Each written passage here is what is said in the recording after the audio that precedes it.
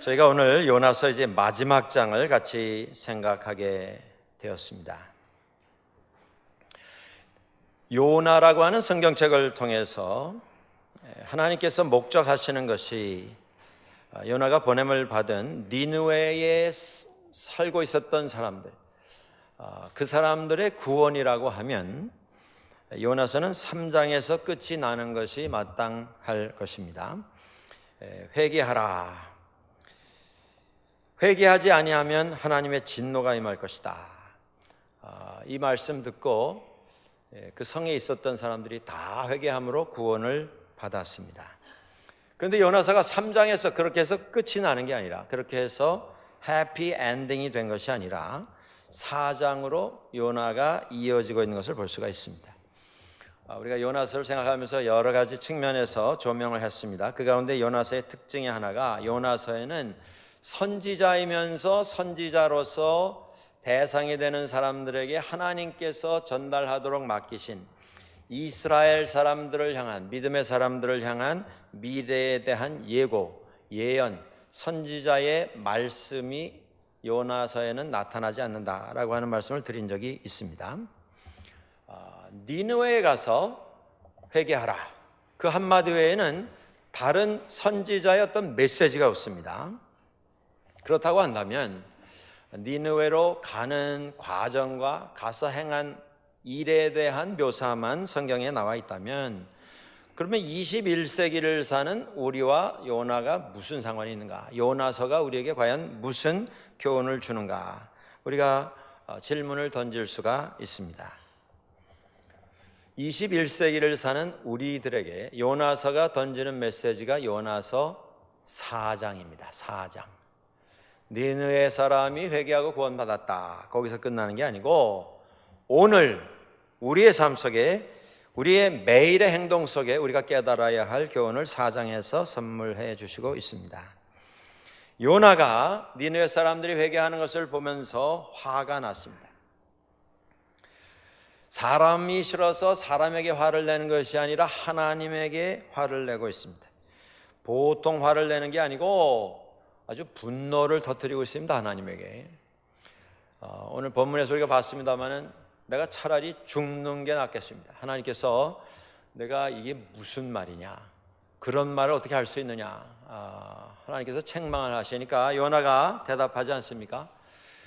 제가 화를 내어서 죽기까지 그리할지라도 그것이 옳습니다. 그렇게 야단을 하면서 하나님에게 항의를 하고 있습니다. 아마 신구약 성경 통틀어서 하나님에 대해서 이렇게 불경의 태도를 취하면서 하나님에게 악을 쓰면서 대들면서 항의하는 사람은 요나밖에 없지 않은가, 이런 생각을 해봅니다. 도대체 왜 이렇게 된 것입니까? 그래도 유대인이고, 그래도 하나님 믿는 사람이고, 더구나 부름을 받아서 하나님의 선지자로서 쓰임을 받던 사람인데 도대체 어떻게 하다가 이렇게 된 것입니까? 원인은 하나입니다. 요나는 그가 니느웨에 대한 책임을 부여받았을 때에 자기가 가지고 있었던 자기 기준이 있었습니다. 판단 기준. 자기가 가지고 있었던 행동 강령이 그에게 이미 존재하고 있었습니다. 내 생각, 내 기준, 내 계획, 그것과 하나님이 맡기시는 것이 많이 달랐습니다. 그런데 요나는 그것을 받아들일 수가 없었습니다. 요나가 살아오면서 우리도 마찬가지입니다. 누구나 그렇습니다. 모든 인생은 살아가면서 보고, 듣고, 배우고, 깨달은 것을 통해서 삶의 기준을 만들어 갑니다. 모든 사람들이 가지고 있는 삶의 원칙이라고 하는 것이 있습니다. 그 원칙이 형성되는데 가장 많은 영향을 미치는 몇 가지를 찾아보면, 내가 어떤 민족에 속해 있는가, 어떤 지역에서 태어났고 어떤 문화 속에서 자랐는가, 내가 자라나온 내 가정은 어떤 배경이었는가, 어떤 부모님께로부터 태어나서 어떤 형편에서 어떤 환경에서 자랐는가, 어릴 때 일어났던 사건은 무엇이 있었는가, 주변의 친척들이 나에게 어떤 영향을 미쳤는가, 또 성장하면서 사귀게 되는 친구들, 어떤 친구를 사귀고 어떤 영향을 받았는가, 이 많은 것들이 인생이 가지고 있는 삶의 기준과 판단 원칙에 영향을 미치게 되는 것입니다. 직접적으로, 간접적으로, 체험적으로 얻은 경험을 가지고 기준을 세우게 됩니다. 그렇습니다. 요나에게도 기준이 있었습니다. 우리가 다 기준이 있습니다. 그런데 문제가 하나 있습니다. 그게 뭐냐면 기준은 모든 사람이 가지고 있는데 모든 사람이 가지고 있는 그 기준이 똑같지 않다라고 하는 것입니다. 많은 경우에 하나님께서 우리의 기준에 대해서 말씀하시는 때가 있습니다. 우리 기준에 대해서 다른 부분을 우리에게 요구하시는 때가 있습니다. 그때 우리가 어떻게 해야 하겠는가? 그게 중요한 것입니다. 내가 어떤 기준을 가지고 있는가? 그게 중요한 게 아니라 그것보다 더 중요한 것은 하나님께서 어떤 기준을 나에게 보여주시는가라고 하는 것입니다. 요나가 살아오면서 세워놓은 그의 기준과 철학에 의하면 이스라엘, 하나님 앞에 선택을 받은 이스라엘 민족은 반드시 하나님의 은혜를 얻어야 하고 승리해야 하고 성공해야 합니다. 하나님의 백성에게 괴로움을 가져왔던 이방 민족, 악독한 이방 민족 아수르, 니느웨는 하나님의 재앙 속에서 망해야만 하는 것입니다. 그도 그럴 것이 니느웨는 참으로 악명이 자자했던 이방 성읍이었습니다. 아수르는 이스라엘에게 많은 괴로움을 가져다 주었던 나라입니다. 나훔 선지자가 3장 1절에서 이렇게 말합니다. 니느웨에 대해서 선포하는 심판의 말입니다. 화 있을진저 피의 성이여, 저주를 받을지어다 피 흘리기를 기뻐하는 자들아, 이렇게 부르고 있습니다. 그 안에는 거짓이 가득하고 포악이 가득하고 탈취가 떠나지 않는구나. 잔인함과 폭력 속에서 남을 괴롭게 하는 저주받은 성이여, 이렇게 부르고 있습니다. 요나는 그가 열왕기 하의 역사 속에서 등장하는 선지자입니다. 그런데 그가 아수르에게 지금 계속 어려움을 당하고 있는 상황 속에서 열왕기 하 14장 27절에 이렇게 예언을 한 적이 있습니다. 이스라엘이 앞으로 하나님의 은혜 가운데서 아수르의 손에서 노임을 받아 회복받을 것이다. 성경은 이렇게 말합니다. 여로보암이 이스라엘 영토를 회복하되 하맛 어귀에서부터 아라바 바다까지 회복받게 될 것이다. 그런데 하나님께서 지금 그런 어려움을 가져다 주고 있는 아수르에 대해서, 니느웨에 대해서 그곳에 올라가서 회개하고 구원받으라고 하는 메시지를 선포하라 명령을 하셨을 때에 요나는 그렇게 할 수가 없었습니다. 이것은 단순히 우리 한국 민족이 이웃나라 어떤 나라에 대해서 아주 그 감정이 많이 있는데 그 정도 감정이 아닙니다. 이건 지금 현장에서 핍박을 당하고 있는 상황 속에서 아수르에 대해서 얼마나 큰 증오와 미움을 가지고 있는가 우리가 쉽게 짐작을 해볼 수 있는 이런 상황입니다. 그런데 그곳으로 가라 하시는 말씀을 듣고 요나는 흥분할 수밖에 없었습니다. 또 가서 이 성이 망할 것이다, 그 말을 선포할 때 요나는 그 성이 망하기를 바라해서 선포했습니다. 그 말씀 듣고 회개하기를 기대한 게 아니고 이제 두고 봐라, 40일 후에 아주 다 멸망을 받게 될 것이다, 저주를 하면서 그 말씀을 퍼부었는데 결과가 요나가 원했던, 요나가 기대했던 결과와는 정반대의 결과가 나오길 시작했습니다. 왕이 회개했습니다. 관리들이 회개했습니다. 백성들이 회개했습니다. 키우던 짐승에게까지 베옷을 입혀서 온 성읍이 다 회개하며 하나님께로 돌아왔습니다. 하나님께서 그들의 회개함을 보시고 그들을 용서를 하셨습니다. 그러니 요나가 화가 난 것입니다. 그가 가지고 있는 신앙관, 가치관, 인생관, 인생 철학, 이것에 의하면 이런 용서를 받을 수가 없습니다. 내 생각과 하나님의 뜻이 다르다라고 하는 그때에 하나님께서 우리의 인생 여정 속에서 나름대로의 가치관과 기준을 가지고 살아가는 우리들에게 때로는 우리가 고민해야 할 이런 분기점에 우리를 놓으시는 때가 있습니다. 그때 우리가 어떻게 해야 할 것인가? 우리가 가지고 있던 기준과 좀 다른 상황을 우리가 경험하게 될 때 그때 우리에게 필요한 것은 겸손함입니다. 그리고 한번 자기 자신을 돌아보는 기회로 삼는 것입니다. 혹 내가 이 상황 속에서 잘못 판단한 것은 없는지, 또 잘못 행동한 것은 없는지 반성하는 기회로 가지는 것입니다. 혹 부족한 것이 있었다면 하나님 앞에서 회개하는 것입니다. 그리고 깨닫고 이제 하나님 주시는 그 생각으로 바꿔 가지는 기회로 삼는 것입니다. 내 생각의 폭을 넓히는 것입니다. 마음의 품을 넓히는 것입니다. 내 신앙의 깊이를 더해가는 것입니다. 그런 경험을 통해서 나는 믿음 안에서 은혜 가운데서 한 걸음 더 도약하여 주님께로 올라갈 수가 있는 것입니다. 그런데 요나처럼 이미 정해놓은 결론을 하나님 앞에서 나는 이건 양보 못합니다, 계속 주장을 하다 보면 요나처럼 분노할 수밖에 없다, 이런 말씀입니다.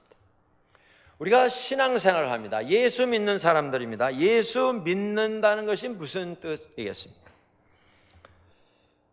성경을 몇 절 외우는가, 몇 번 통독을 했는가, 성경에 대해서 우리가 얼마나 많이 아는가, 얼마나 많이 공부에 참여했는가, 뭐 여러 가지 기준이 있을 것입니다만은 예수를 믿는다고 하는 것은 내가 인생 살면서 만들어 온, 이루어 놓은 내 기준, 내 원칙, 내 인생관, 내 인생 철학, 이것을 그리스도의 말씀 안에서 새로운 것으로 바꾸어가는 것, 그것이 예수 믿는다라고 하는 말씀의 뜻입니다.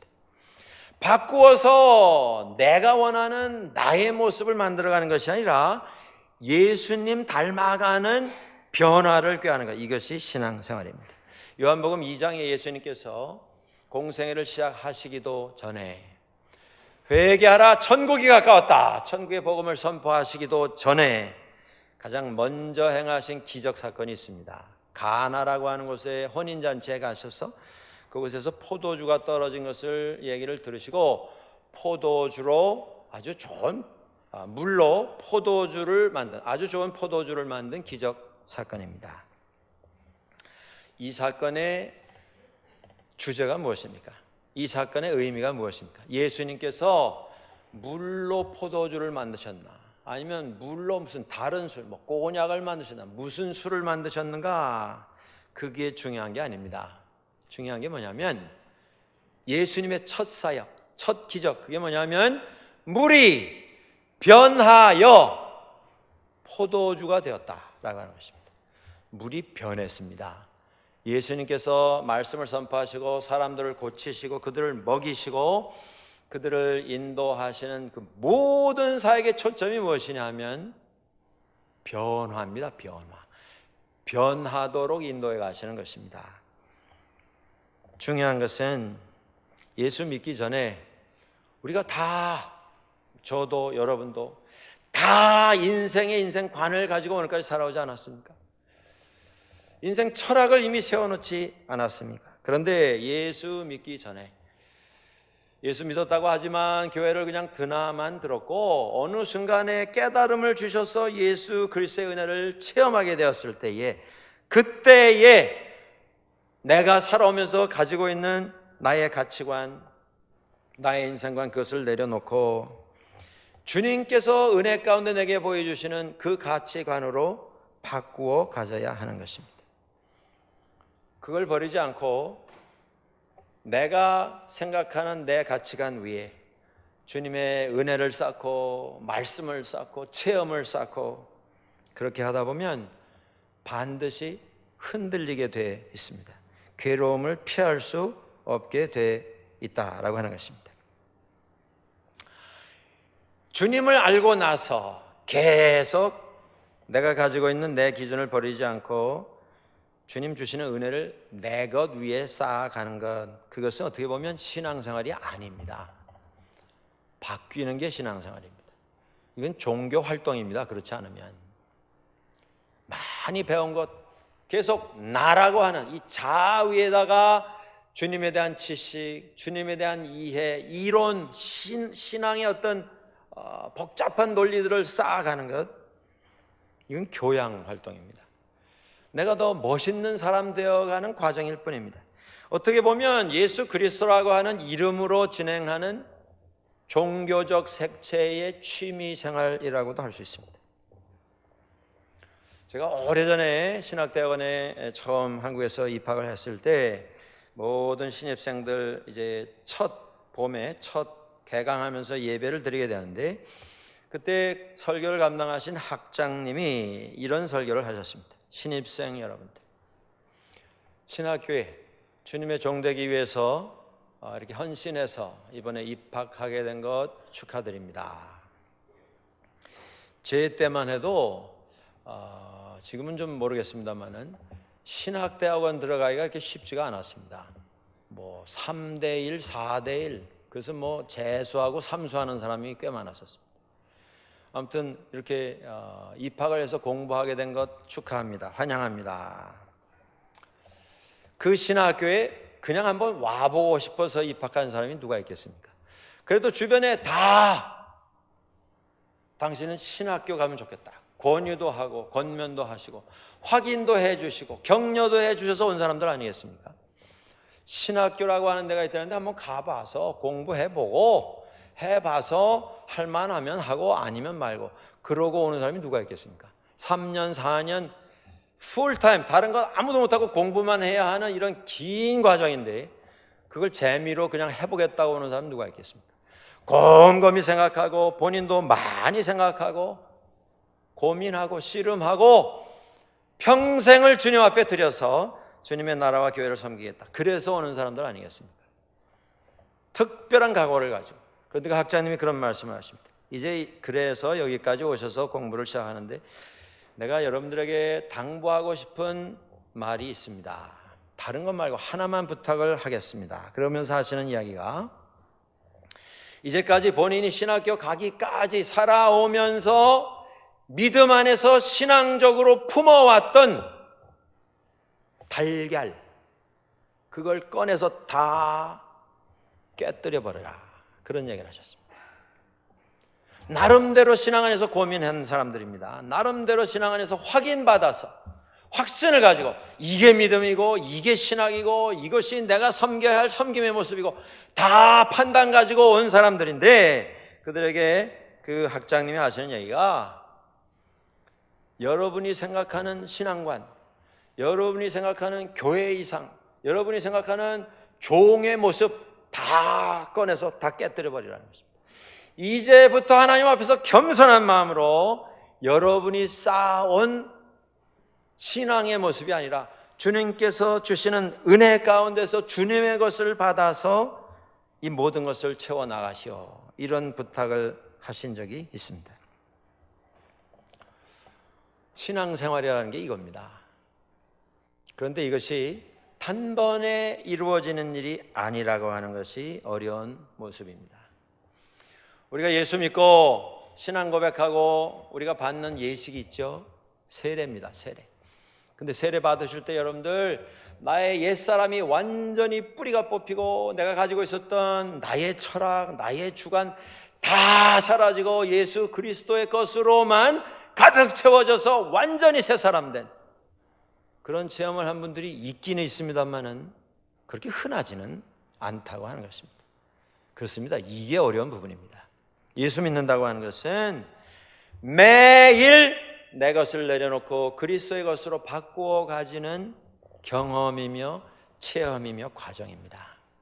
사도 바울처럼 나는 그리스도 안에서 매일 죽노라, 죽기만 하는 것이 아니라 그리스도와 함께 다시 일어나는 새로운 사람이 되는 더 많은 부분을 그리스도께서 보여주시는 것으로 바꾸어 가지는 변화되는 삶을 살아가는 것입니다. 이제부터 내가 사는 것은 내가 사는 것이 아니라 내 속에 계신 예수 그리스도가 사시는 것이라, 이렇게 고백할 수 있는 것, 그게 신앙입니다. 그게 믿음입니다. 이게 언제 끝나느냐? 주님 앞에 서는 시간 끝이 나게 됩니다. 그날까지는 우리가 매일 이런 체험을 해 나가는 것입니다.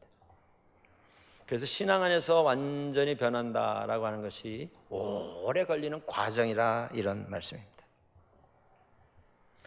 매일 우리의 전 생애를 통해서 하나님은 말씀으로 우리의 생각을 바꾸어 주십니다. 은혜로 우리의 기준을 바꾸시고 체험으로 우리의 원칙을 주님의 것으로 바꾸어 주십니다. 요나가 아직 그 자리에 나가지 못했기에 하나님의 은혜를 이해하지 못하고 주님을 거부했습니다. 그가 화가 단단히 나서 니느웨 성읍의 동편 언덕에 올라가서 초막을 하나 짓습니다. 유대 지방에 무슨 그렇게 숲이 우거지고 나무가 많아서 완전히 자기를 보호할 수 있는 초막을 지었겠습니까? 그래서 마른 가지 몇 개 엮어서 적당하게 아마 얼기설기 지어놓은 그곳에 들어가 앉아서 하나님께서 40일 후에 이 성이 망할 것이다 회개하지 아니하면 말씀을 하셨는데 이 성이 어떻게 되겠는가 한번 끝장을 보겠다. 거기 들어가서 앉았습니다. 너무 더워서 너무 어려웠습니다.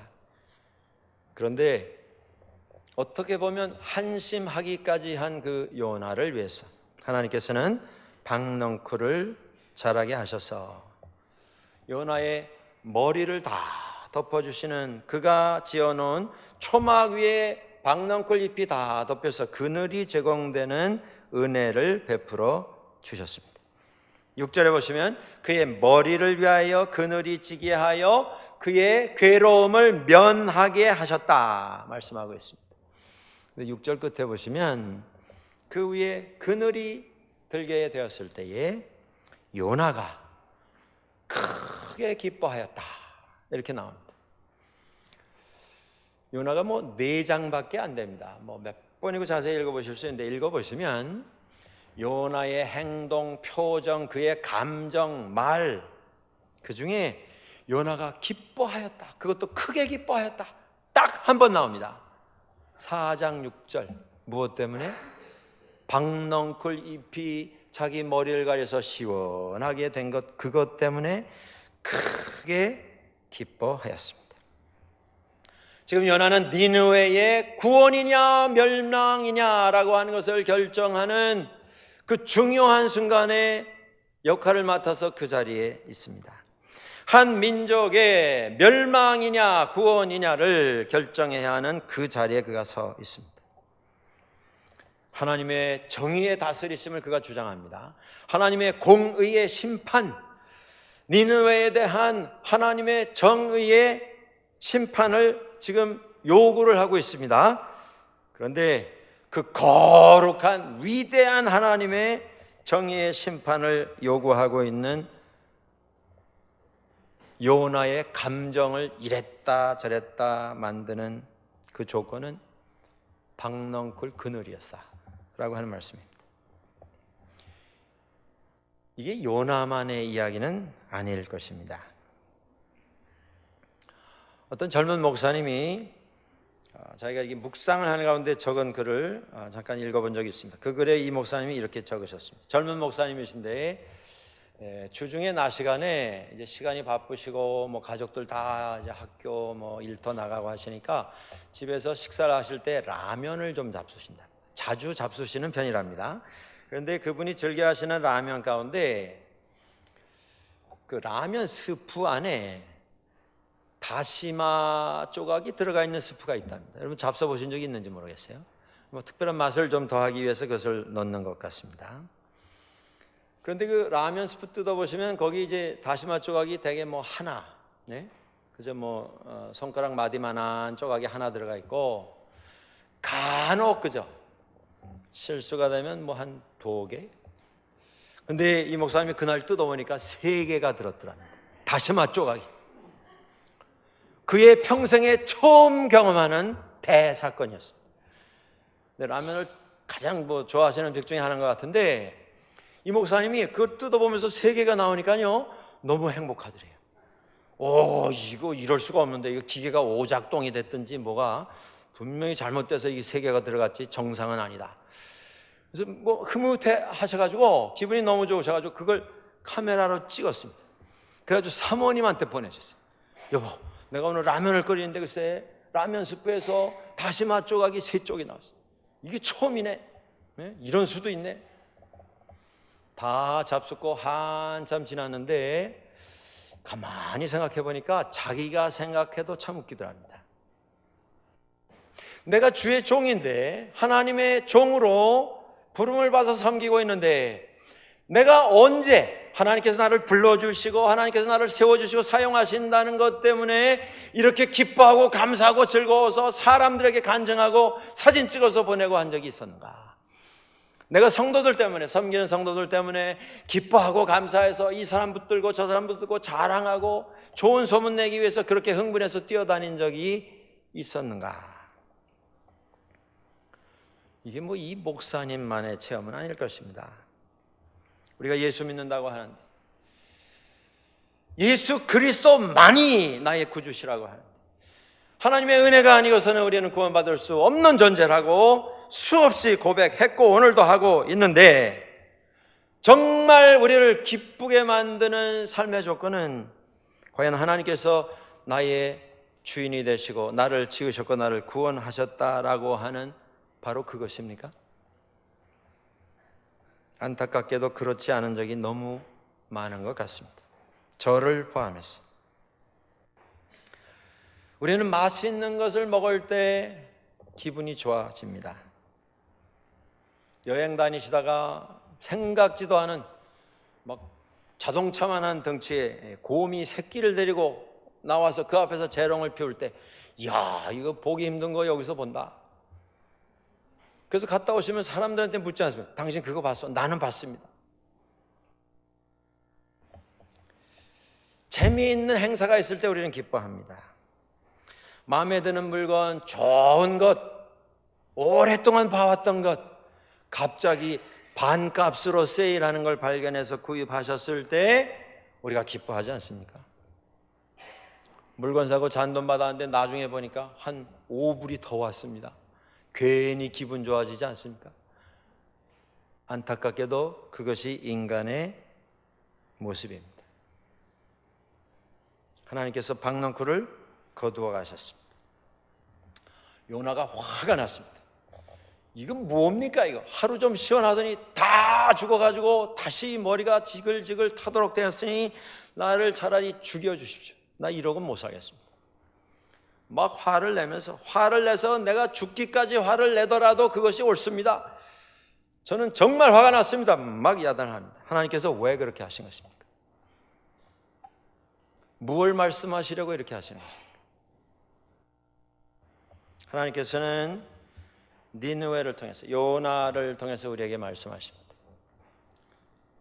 박넝쿨은 없다가도 있고 있다가도 하시라도 없어지는 것이다. 그것에 목숨 걸고 그것 때문에 기뻐하다가 그것 때문에 분노하고 그것 때문에 울고 불고 그렇게 살지 말아라. 무엇이 중요한 것이냐? 하나님 말씀하십니다. 사람이 중요하다. 사람이 중요하다. 사람이 중요하다.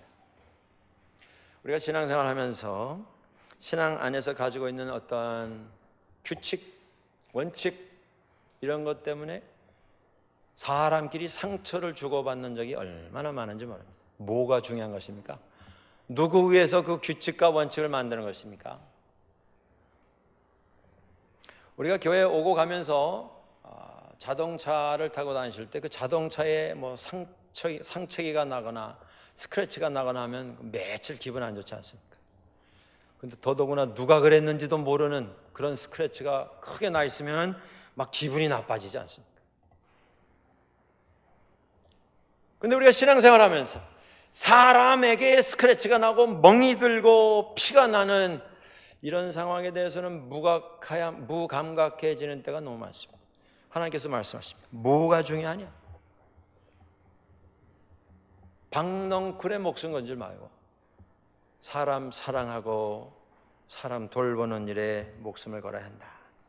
하나님께서 말씀하십니다. 너는 내가 심지도 않았고 수고도 하지 아니하고 키우지도 아니한 이 박넝쿨이 그렇게 아까우냐? 내가 박넝쿨이 그렇게 아까울진데 내가 창조한 좌우를 분별 못하는 아무것도 모르고 자기 멋대로 살아가는 12만여 명의 저 수많은 영혼들 내가 어찌 안타깝게 여기지 않을 수가 있느냐? 내가 어찌 그들을 사랑하지 않을 수가 있느냐? 요나서는 여기서 갑자기 끝이 나버립니다. 마치 파도가 일고 경랑이 일고 폭풍이 치면서 점점 분위기가 고조가 되어서 제일 최고 정점에 왔는데 영화가 갑자기 뚝 끊어지면서 끝하고 나오는 것과 똑같은 상황입니다. 요나서는 거기서 끝이 나버립니다. 요나서 5장이 있습니다. 그게 우리입니다. 21세기를 살아가는 오늘 우리의 가정에서, 일터에서, 직장에서, 교회에서, 세상에서 우리가 무엇을 정말 중요하게 여기면서 살아가는가? 하나님께서 그렇게 당신의 아들 예수 그리스도를 십자가에 보내시기까지 사랑하신 사람에 대해서 우리는 어떤 모습을 가지고 살아가고 있는가라고 하는 것입니다.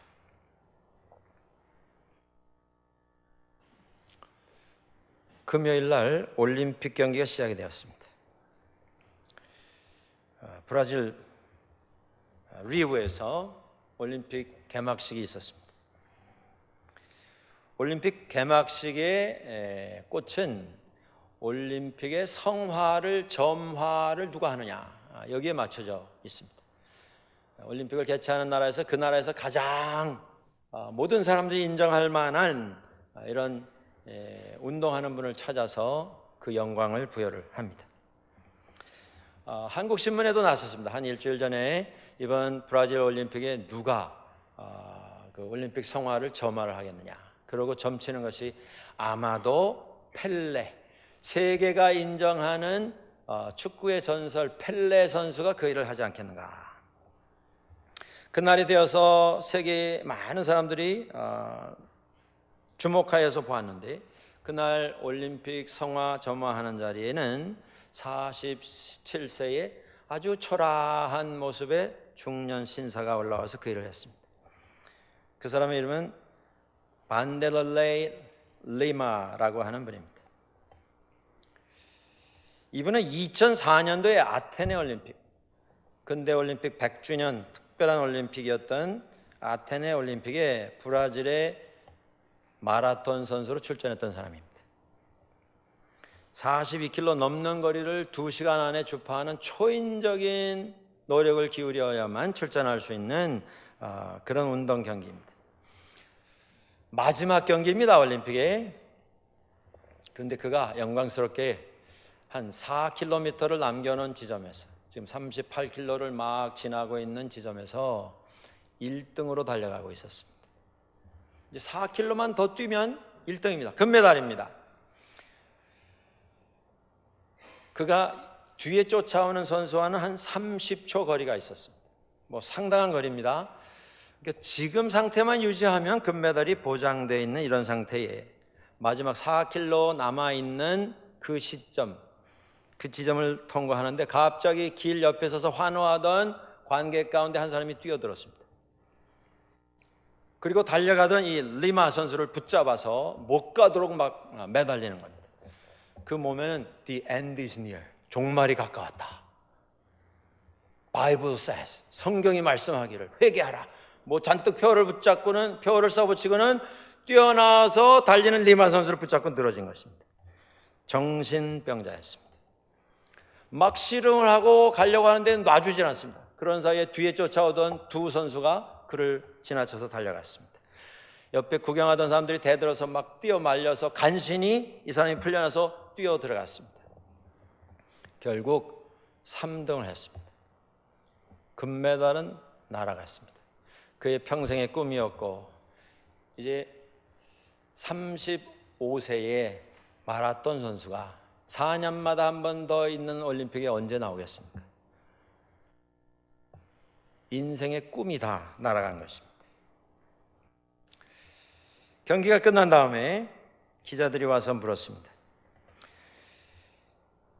그 난동이 없었더라면 계속 4km를 1등을 유지해서 우승했을 것 같습니까? 라고 물었더니 이분이 이렇게 말했습니다.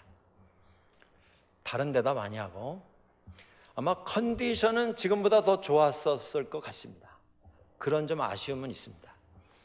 그러니까 자기를 지나쳐서 1등을 했던 2등을 했던 그 다른 선수에게 패가 되는 말을 하지 않으려고 아주 완곡하게 컨디션은 지금보다는 더 좋았을 것 같습니다. 대답을 했습니다. 그는 또 이런 말을 했습니다. 나를 방해해서 인생의 꿈이 날아가도록 난동을 피운 그 사람, 나는 그를 미워하지는 않습니다. 다만 그의 가족들에게 위로의 말씀을 좀 드리고 싶습니다. 가족들이 얼마나 힘드시겠는지. 구경하던 행인들 가운데 들어와서 자기를 막 뜯어 말려서 경기를 마칠 수 있게 해준 그분을 또 수소문해서 찾아서 감사장을 전달을 했습니다. 그 이야기가 다 알려졌습니다. 사람들이 이렇게 말했습니다. 브라질 올림픽에 성화를 점화하는 데 있어서 이보다 더 적합한 사람은 없는 것 같다. 여러분, 인생의 성공은 금메달 따고 은메달 따는 데 있지 않다고 하는 것을 우리는 이 이야기 속에서 찾을 수가 있습니다. 인생을 성공적으로 살아가는 사람은 은혜를 가지고 사람을 대하는 사람인 것을 알 수가 있습니다. 우리는 은혜를 받아서 이 자리에 와 있습니다. 요나를 통해서 우리에게 하나님께서 깨닫기를 원하셔서 주시는 말씀이 바로 이것입니다. 은혜를 받은 우리가 어떻게 살아야겠는가? 이게 요나 5장입니다. 은혜를 받았음에 은혜를 전하는 사람, 은혜를 받았음에 은혜를 베풀 줄 아는 사람, 용서를 받고 은혜를 받았기에 요나까지도 끝까지 참으시고 다시 일어날 수 있도록 허락해 주시는 그 은혜를 받았기에 우리는 은혜로운 자로 살아갈 수 있어야 합니다. 은혜를 실천하는 것, 그것이 요나서를 통해서 우리에게 주시는 사명입니다. 사도 바울은 에베소서 2장 8장에서 이렇게 말합니다. 너희는 그 은혜에 의하여 믿음으로 말미암아 구원을 받았으니 이것은 너희에게서 난 것이 아니요 하나님의 선물이라. 같이 기도하시겠습니다.